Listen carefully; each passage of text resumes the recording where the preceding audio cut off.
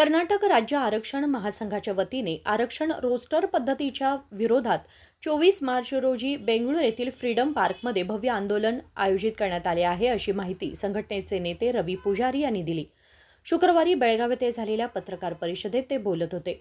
जुनी 50% आरक्षणाची मर्यादा लागू ठेवून भरती आणि शैक्षणिक प्रवेश प्रक्रिया सुरू ठेवण्याचा राज्य सरकारचा निर्णय स्वागतार्ह असल्याचे सांगत तातडीने भरती अधिसूचना जाहीर कराव्यात अशी मागणी त्यांनी केली। ಎಲ್ಲ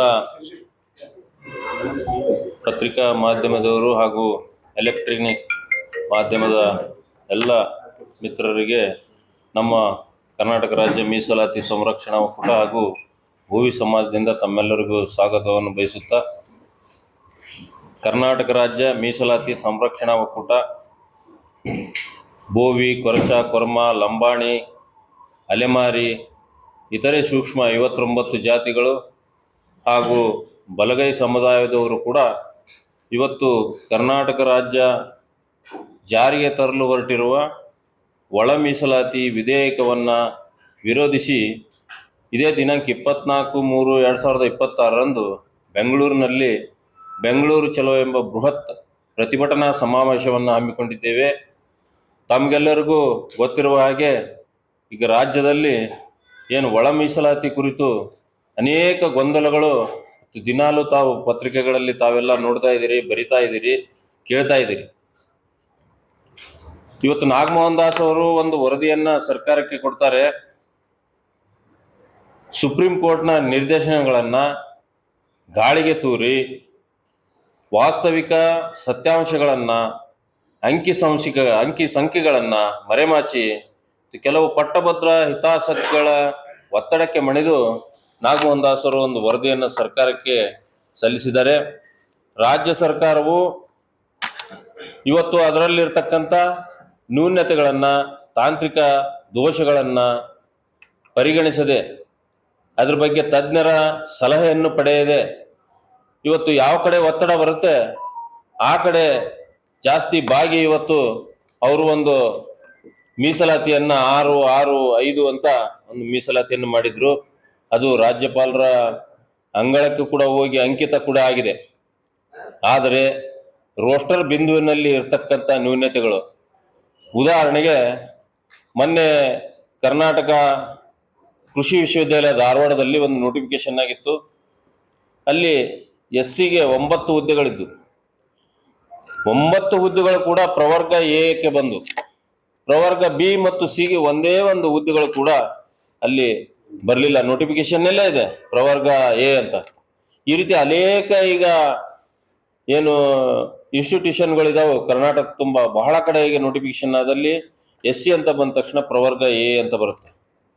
ರೋಸ್ಟರ್ ಬಿಂದುವಿನಲ್ಲಿ ನಾವು 15ನೇ ಸ್ಥಾನಕ್ಕಿದ್ದೀವಿ।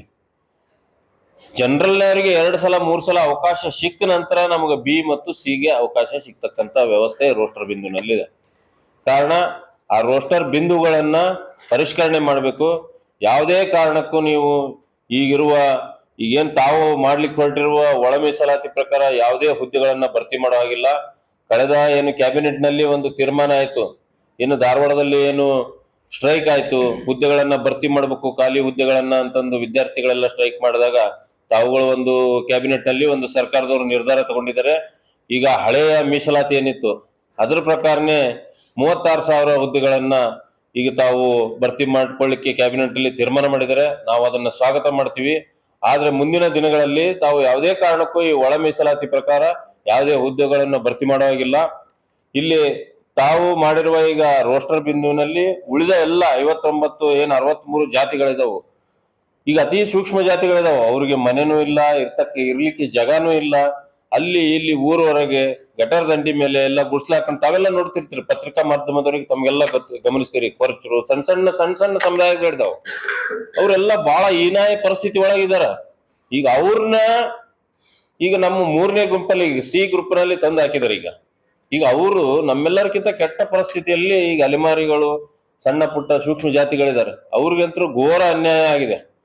ಕಾರಣ ನಾವು ಈ ಒಂದು ವಿಚಾರವನ್ನ ಕುರಿತು ಸರ್ಕಾರದ ಗಮನ ಸೆಳೆಯಲು 24ನೇ ತಾರೀಕಿನಂದು ನಮ್ಮ ಎಲ್ಲ 63 ಸಮುದಾಯಗಳು ಜೊತೆಗೆ ಬಲಗೈ ಸಮುದಾಯ, ಇವತ್ತೇನು ಚಲವಾದಿ ಸಮುದಾಯ, ವಲಯ ಸಮುದಾಯ ಇದೆ, ಅವರು ಕೂಡ ಈಗ ಈ ರಾಜ್ಯ ಸರ್ಕಾರದ ಈ ಒಂದು ತೀರ್ಮಾನವನ್ನ, ಈ ಒಳ ಮೀಸಲಾತಿಯನ್ನ ವಿರೋಧಿಸಿ ಅವರು ಕೂಡ ನಮ್ಮ ಜೊತೆ ಕೈ ಜೋಡಿಸಿ ಇವತ್ತು ಅವ್ರಿಗೂ ಬಹಳ ಅನ್ಯಾಯ ಆಗಿದೆ, ಅವ್ರಿಗೂ ಈಗ ಗಮನಕ್ಕೆ ಬಂದಿದೆ, ಅವರು ಕಣ್ಣು ತೆರೆದಿದ್ದಾರೆ. ಈಗ ಮೊದಲು ಅವರು ಒಳ ಮೀಸಲಾತಿಗೆ ಸಪೋರ್ಟ್ ಮಾಡಿದ್ರು, ಹಾಗೆ ಈಗ ವಾಸ್ತವಿಕ ಪರಿಸ್ಥಿತಿ ಅವ್ರಿಗೆ ಗೊತ್ತಾದ್ಮೇಲೆ ಬಲಗೈ ಸಮುದಾಯದವರು ಕೂಡ ಈಗ ದೊಡ್ಡ ಪ್ರಮಾಣದಲ್ಲಿ ಅವರು ಕೂಡ ಈ ಒಂದು ಒಳ ಮೀಸಲಾತಿಯನ್ನ ವಿರೋಧ ಮಾಡ್ತಾ ಇದ್ದಾರೆ.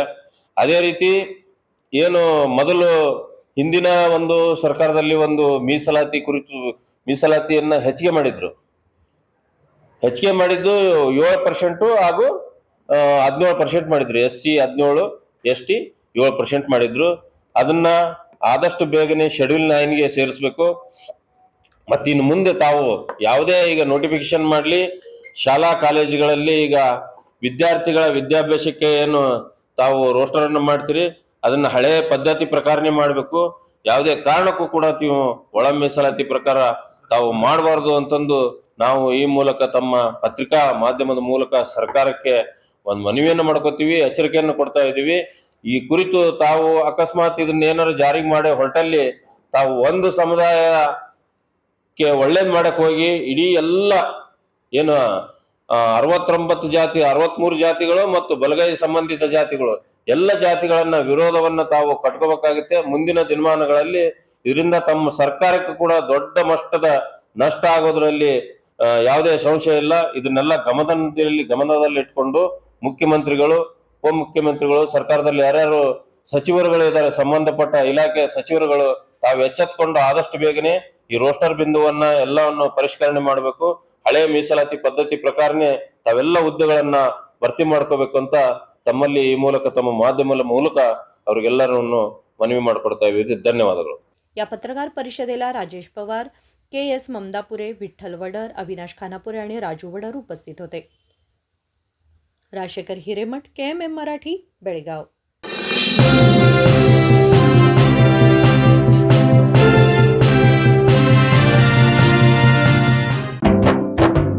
जले दीप अंगना में होगी रोशन दुनिया, पलकों तले छा जाए चांद तारों का साया, रंगोली में खिले रंग खुशियों के भी तराने, तन मन झिलमिल जाए हर पल होंगे सुहाने, ये अटूट बंधन खिले हर आशियाना, रंग वस्त्रों का खजाना, मन भाए आराधना. आराधना, मारुति गली, बेलगाम. मन भाए आराधना.